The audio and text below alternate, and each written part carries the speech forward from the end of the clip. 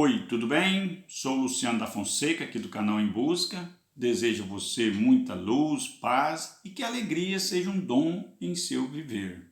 Vamos que vamos, pois a vida nos convida a caminhar.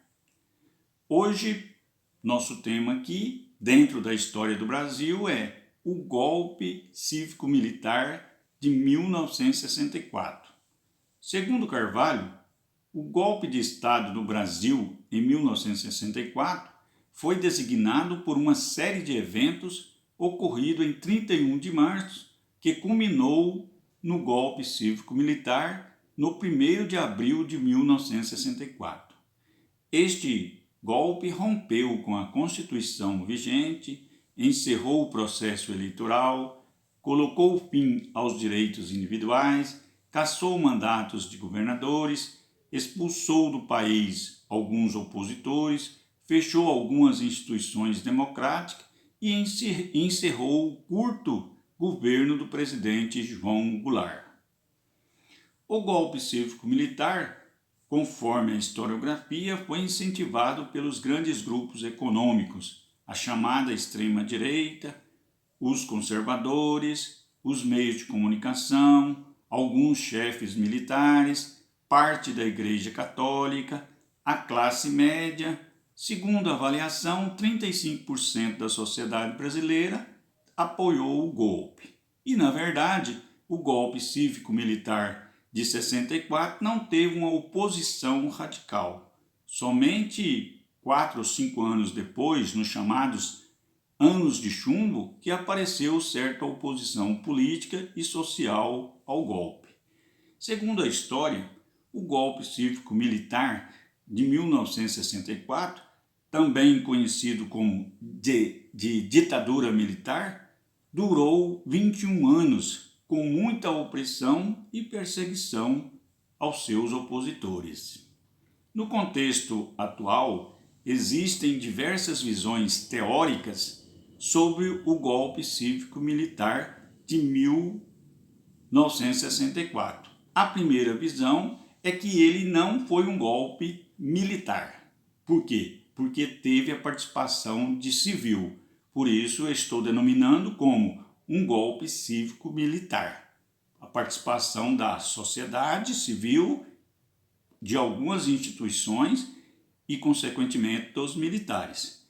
Por outro lado, na visão de um grupo de militares associado ao golpe, que participaram do golpe, que é defensor do regime ditatorial e ligado à extrema-direita, o fato que ocorreu em 31 de março não foi um golpe, e muito menos uma ditadura. Para este grupo, o que ocorreu nesse processo foi uma revolução, ou seja, um contragolpe, que pode ser confundido como uma contra-revolução de 1964. Conforme Aquino, nesse contexto, todos os presidentes militares que vão suceder são considerados herdeiros e continuadores da Revolução de 64. Nesse grupo, podemos citar, por exemplo, o presidente Jair Bolsonaro, que não considera 31 de março de 1964 como um golpe militar, pois em seus discursos sobre 1964 afirma que deve ser comemorada como uma revolução. Segundo Arruda, no contexto da historiografia brasileira, o fato ocorrido em 31 de março de 1964 é considerado como um golpe, assim como uma ditadura. Todavia, como já dito, na visão atual, o golpe não deve ser considerado tão somente como militar, pois, conforme estudiosos, na realidade foi uma intervenção cívico-militar. Segundo vários historiadores, entre eles Daniel Arão, vai dizer que o que ocorreu no Brasil teve apoio de parte de segmentos importantes da sociedade, como, por exemplo, os grandes proprietários rurais, a burguesia industrial paulista, uma parte da classe média urbana, o setor mais conservador e anticomunista da Igreja Católica, principalmente aquele grupo que promoveu a Marcha da Família com Deus pela Liberdade, realizada poucos dias antes do golpe, em 19 de março de 1964. No fundo, o movimento político e militar de 64 foi um golpe de Estado, portanto, não somente militar, como afirmamos.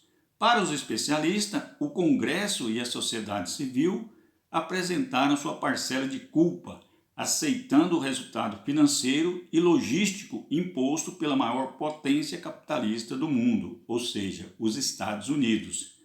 Segundo o discurso atual, o golpe cívico-militar foi acompanhado pela Operação Broter Sun, conforme vastamente publicado pela própria imprensa nacional e internacional. Tudo por aqui era muito vigiado e controlado pelos americanos, ou seja, pelos Estados Unidos. Por exemplo, é importante ressaltar que a Operação Popeye foi deflagrada no mesmo contexto pelo general Olímpio Mourão Filho. Segundo os arquivos, o mundo era vigiado e controlado. Prova disso que, para o presidente americano Lyndon Johnson, o que estava em jogo no Brasil era o confronto global entre o socialismo soviético e a força capitalista. No Brasil, todas as embaixadas e consulados norte-americanos existiam agentes da CIA encarregados de levantar informações sobre a realidade do país. No entender de diversos autores, um modo de justificar o golpe de 1964 foi apresentar à sociedade que o fato era necessário e que o movimento político e militar era legítimo diante da quebra da hierarquia tanto militar quanto da ordem do país. Enfim, o golpe político e militar de 1964 se transformou num circuito de atos institucionais diversificado. Nesse período, denominado de ditadura militar, o Brasil passou, como dissemos, pelo processo de modernização que elevou o país ao cenário das grandes economias mundiais. Todavia, a dívida gerada pelas obras faraônicas ao final da ditadura gerou uma inflação galopante que promoveu a chamada década perdida no Brasil, além do aprofundamento da dívida externa. É isso aí, estamos abertos para as perguntas e vamos que vamos. Aguardo você nos comentários.